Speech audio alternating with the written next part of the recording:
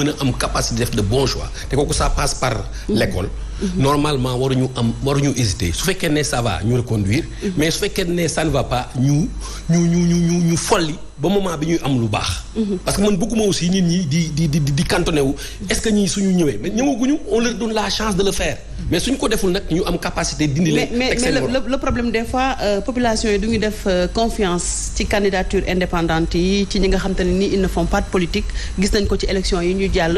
donc loolu. expérience la boo xamante ne ni dañ koy gis saa su nekk mu mel ni kon population yi ñoom. situation bi ni mu nekkee ni ñoom aussi la neex. waaw neexu leen mais dañ leen joxul parfois aussi quoi qu'on dise aussi on n'a pas atteint un seuil critique de personnes yoo xam te mën nañu analyser au plan politique. def de bons choix. moo tax ma ne la éduquer population bi. dafa war a nekk un préalable pour que. suñuy choix nekk ay choix yu baax. moo tax ñuy xeex pour que jàng bi. mën a ñoŋ ba nga xamante ne choix yi ñuy def mu nekk ay choix yoo xamante ne duñ ko regretter. mais su fekkee def nañu choix ba gis nekk ne choix bi baaxul. dama ne waruñu hésiter dindi tegaat ba mu mën a baax. Mame Ngor kon mu mel ni société civile kon am na liggéey bu rëy par rapport ak li nga xamante ne nii Gounia évoqué na ko te tamit mu nekk seetlu boo xam ne gis nañ ko jamono ji ak violence politique yi nga xam ne duggaat na ci langue politique bi. waaw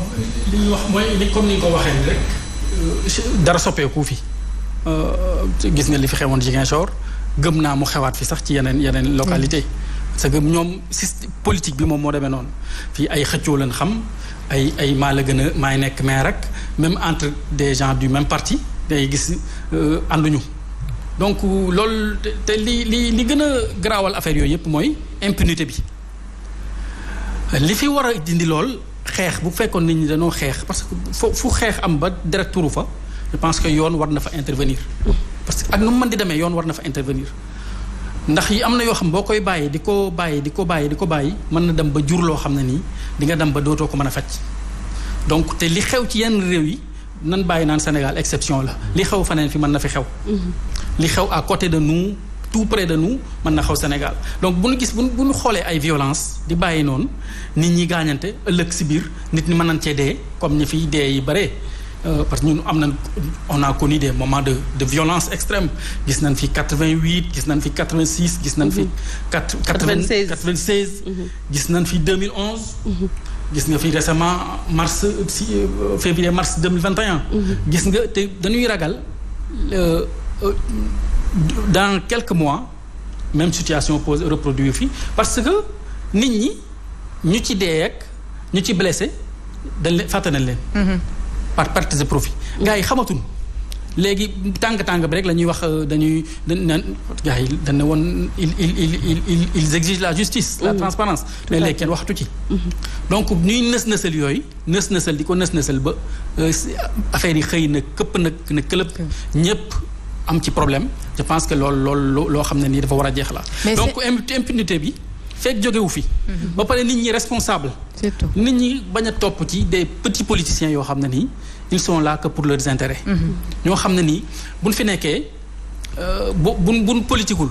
wala ñu am ay postes de responsabilité kenn du leen gis ñu joxe dërëm mais buñ ci duggee ñaari weer ñetti weer ñu am une générosité extraordinaire ñu leen di ériger en héros yooyu la nit ñi war a bàyyi parce que sénégalais aussi comme ni ko Gounia waxee mën noonu dem ba am éducation citoyenne boo xam ne te loolu nag c'est le rôle de la société civile ci leen bokk def éducation citoyenne boo xam ne nii kuy jël xaalis bi di ko kasar-kasaree wala ngay jël ay ceeb ak yooyu di ko mayee te yow lu wóor na la lii du sa alal nit ñi war ñu xam ne lii c'est pas ton argent ba pare ñu bañ la cee gërëm ci lool bu ñuy jël tamit ñu bañ la cee gërëm wala ñu def ba de telle sorte que loolu jóge fi parce que tant que loolu jógewu fi aussi dëkk bi du avancer. parce que li ñuy joxee noonu am na feneen fu mu xajoon mën naa neex nag ñu jox la mais nag am na feneen foo xam ne nii xajoon na fa. la scène politique ñu gis ne actuellement nekk na loo xamante ne lu doy waar la est-ce que aussi tam volonté dina am ci ñi nga xamante ne ñoom ñoo di les responsables politiques même pour ñu jëlee fi li di violence bi est-ce que ñoom pare nañ pour violence bi jógee fii également. waaw li may wax rek mooy violence moom ñëpp. lay ci seen kaw lay dal bu fi jógewul dañuy wax ñax gu wow dinañ lakk ñax gu tooy donc il faut nit ñi jóg ci dans tous les cas on n'a pas le choix mais l'État n'est pas un parti politique l'État c'est la patrie c'est pas le parti État boobu nag nga xam ne c'est au-dessus de toutes les partitions bon au-dessus de tous les partis donc ñoom ñoo war a jóg